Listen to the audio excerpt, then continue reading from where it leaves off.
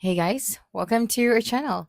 In this video, you will learn on how you can clear your search history on TikTok. So first thing that you should do is you just have to open your TikTok application on your mobile device. After that, you just have to click on your profile at the bottom right of your screen. And then you have these three horizontal lines at the top right corner of the screen, so just simply click on this one. Then here, proceed to the settings and privacy, right? And then you have here the content and display.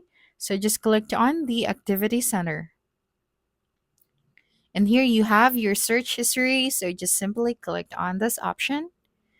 And then here you just have to select the search history that you want to delete or erase. Right. So after that, you just have to mark the search history or the content that you want to delete. So simply click on the delete option at the bottom right corner of your screen. And then click on delete.